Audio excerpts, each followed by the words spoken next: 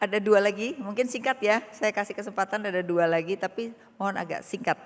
Yang pertama Awalil Rizky, Ekonom Bright Institute, dan juga Ciplis Gema Korea, akademisi dari Universitas Jember. Mohon singkat. Makasih Mbak Api, Pak Menteri. Mudah-mudahan saya bisa menangkap tadi dari uraian Pak Menteri itu adalah salah satu upaya untuk membangun trust, sentimen, kepercayaan, indeks baik terutama konsumen dan kemudian dunia usaha karena tadi Pak Menteri mengatakan itulah yang harusnya menjadi motor. Saya kira ini logis semua Pak, tapi persoalannya jika kemudian setelah 1-2 bulan itu tidak deliver yang dikesankan, itu akan terjadi putar balik kan. Saya percaya Pak Menteri mungkin bisa, tapi tetap mesti ada perhitungan itu. Karena itu ada persoalan kedua, bagaimana pengungkapan risiko terhadap hal-hal seperti itu dan secara keseluruhan APBN. Sejak tahun 2018 itu APBN kita itu ada, 2008 Pak, ada pengungkapan risiko. Paling bagus 22 sampai 26 ini 5 tahun ini cukup komplit. Tetapi nyaris tidak pernah dikemukakan oleh Pak Kementerian Keuangan tentang hal itu. Jadi padahal pengungkapan risiko ini penting. Dari situ kita mitigasi risiko. Sebagus apapun yang dinyatakan Pak Menteri, pasti ada risikonya. Tentu kalau saya Menteri, saya juga akan mengungkapkan 70-80% optimis, ya. Ada 20% risikonya. Pertanyaannya apa Pak? Pertanyaannya apa? Saya komentarnya itu, kenapa pengungkapan risiko jarang diberikan oleh Kementerian Keuangan? Jadi risiko dari itu tadi kan banyak. Salah satunya utang loh Pak. Utang kalau saya melihatnya beda, bukan jumlah stoknya tapi debt service rasionya. Kita debt service rasionya 43%, itu tertinggi. Interest payment kita 19,5%, itu di atas best practices internasional. Itu contoh aja, bukan berarti benar atau salah. Jadi sering diungkap hanya yang bagusnya, tapi resiko apa yang paling buruk bisa terjadi gitu. Silakan. Satu lagi sebentar. Tadi Komaria silakan. Ibu Ciplis Gema Korea. Singkat ya Bu. Baik, terima kasih Ibu Afi. Saya Ciplis Gema Korea, dosen Fakultas Ekonomi dan Bisnis Universitas Jember. Yang pertama Pak Purbaya, pertanyaan saya terkait dengan mekanisme burden sharing antara Bank Indonesia dengan Kementerian Keuangan. Bagaimana bentuk kebijakan terbaru atau real atau nyata dari bauran kebijakan fiskal dan moneter akhir-akhir ini. Yang pertama adalah terkait dengan dana 200 triliun ke Himpara Pak, kemudian yang kedua adalah salah satu fasilitas dari Bank Indonesia adalah kebijakan likuiditas makroprudensial di mana terjadi penurunan fasilitas dari GWM, giro wajib minimum, dari 9% ke 4%. Artinya berarti itu akan menambah likuiditas di pasar Pak. Sehingga bagaimana Bapak mengkomunikasikan kebijakan ini supaya pertumbuhan ekonomi terus tumbuh, kemudian inflasi dijaga dan sedangkan exchange rate atau nilai tukar kita tetap terjaga Pak. Itu yang pertama. Kemudian yang kedua adalah bagaimana pemerintahan saat ini yang Bapak pimpin itu dapat sebisanya mengintegrasikan prinsip ESG Pak, environment, social dan government. Baik dari sisi perencanaan, pengawasan dan pelaksanaan. Terima kasih Bu Afi. Terima kasih Bu. Silakan Pak, jadi mengungkap resikonya karena orang tuh selalu khawatir dengan hutang walaupun rasio-rasionya masih kita aman. Gimana Mas Purbaya? Wah terus terang saya agak bingung karena pertanyaannya nggak kedengeran. Suaranya pelan. Saya coba tebak-tebak sedikit. Jadi membangun trust ya. Itu penting kalau Anda pernah baca buku Macroeconomic of Self-Fulfilling Prophecy, memang ada seperti itu.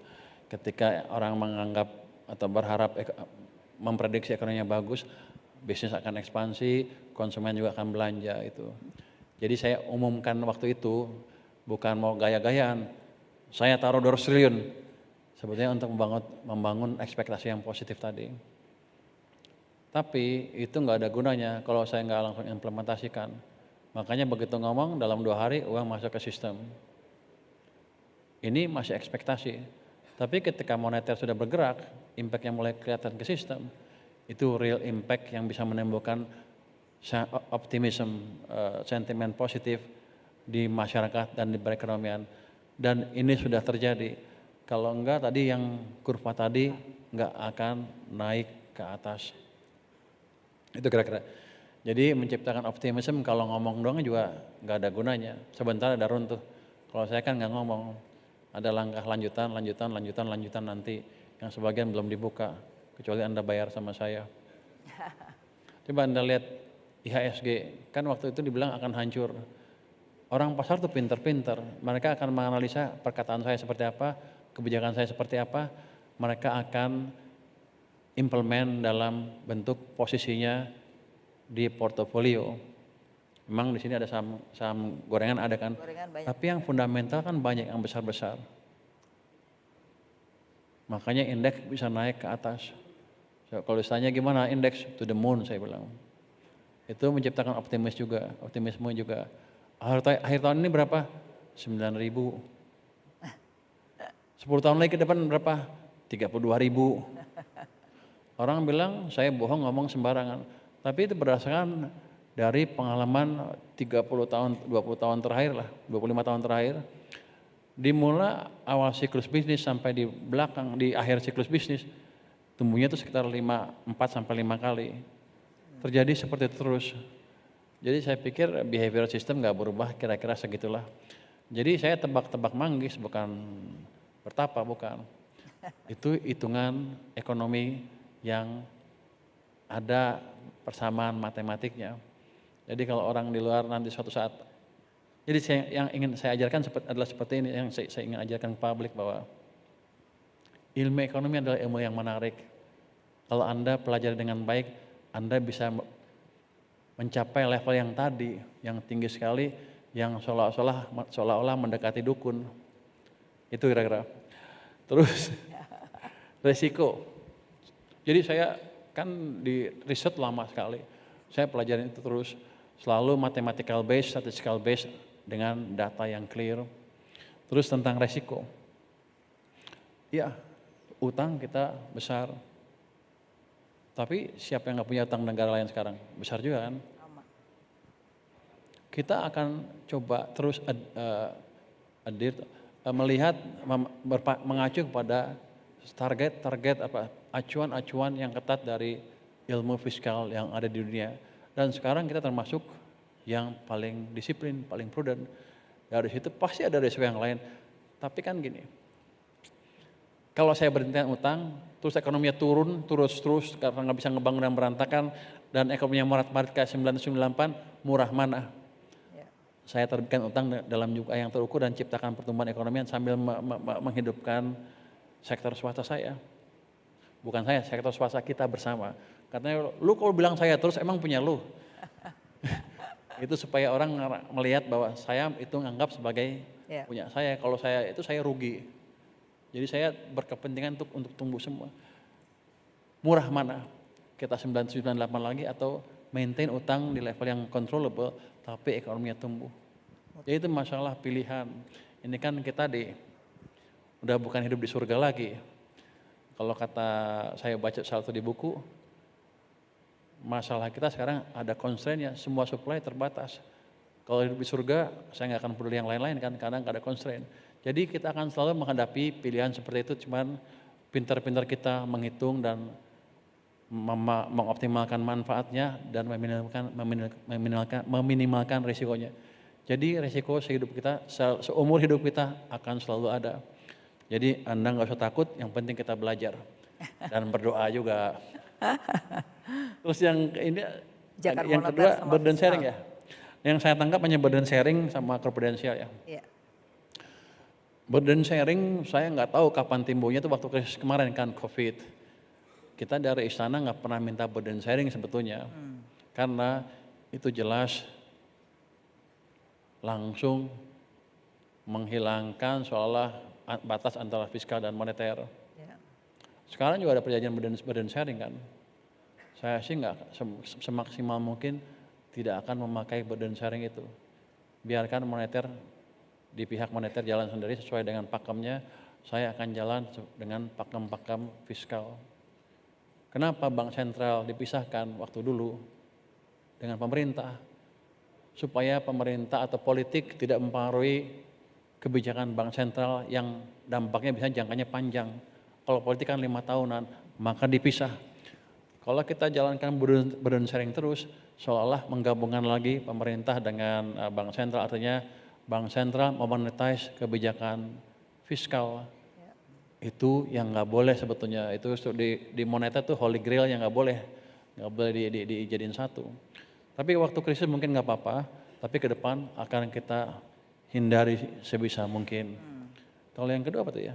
Makroprudensial, kayak gini aja. Anda kira-kira takut kan kalau saya injek uang ke sistem, apakah akan menimbulkan inflasi? Playa besar. Anda dosen bukan? Dosen fakultas apa? Ekonomi. Buka lagi bukunya. Jadi gini, nggak apa-apa. Itu tapi pertanyaan bagus sekali. Orang emang itu perdebatan di ilmu perekonomian. Nyetak uang atau menciptakan pertumbuhan ekonomi yang cepat, menimbulkan inflasi apa enggak. Itu debatnya namanya neutrality of money, apakah uang netral apa tidak. Ada yang bilang udah pakai rumus-rumus, ya netral, artinya kalau Anda cetak uang maka Anda akan mendorong inflasi, kira-kira gitu kan. Tapi enggak selalu seperti itu, karena kalau seperti itu maka Bank Sentral Dunia enggak ada gunanya. Yang mereka kendalikan adalah uang, kadang-kadang dicetak, kadang-kadang dikurangin untuk menciptakan pertumbuhan. Ada teori yang lebih bagus, yang lebih advance untuk menjelaskan apa yang terjadi di perekonomian. Mereka bilang gini, kira-kira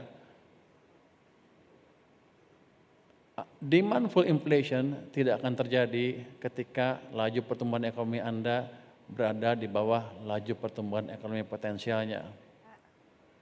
Indonesia berapa? Kalau kata orang-orang 5, kalau kata saya nggak cukup. Kalau 5 itu tidak cukup untuk menyerap usia tenaga kerja yang masuk usia kerja setiap tahun. Sekarang 5, kenapa penganggurannya turun? Karena kerjanya informal kan. Desain ekonomi nggak seperti itu. Kita nggak mau warga negara kita kerjanya di informal. Kalau bisa semuanya kaya di sektor formal. Jadi kita harus ciptakan pertumbuhan yang lebih cepat. Hitung-hitungannya berapa jadi potensial growth-nya. Untuk sekarang mungkin 6,7%. Jadi kita harus tumbuh di situ. Apa tuh? Nilainya 10. Saya nilainya 10 katanya. Harus tumbuh di situ di 6,7 minimal untuk menyerap tenaga kerja yang masuki usia kerja di sektor formal. Jadi saya bukan bicara tenaga kerja yang kurang terjamin masa depannya. Kita ngomong yang sektor formal yang terjamin masa depannya. Kayak gitu. Nanti kalau pertumbuhan ekonomi di atas sana, dalam beberapa tahun baru timbul apa yang disebut demand pull inflation. Kalau sekarang terlalu dini, karena selalu setelah krisis kita nggak pernah tumbuh 6,5%. Jadi banyak tenaga kerja kita yang masih nganggur atau kerja pun di sektor informal. Bahkan sarjana loh, banyak yang seperti itu. Jadi Anda nggak usah takut kita tumbuh terlalu cepat sekarang. Justru kita harus tumbuh lebih cepat. Supaya kita semua bisa kaya bersama. Iya, terima kasih. Pertanyaan terakhir tapi jawabnya singkat aja.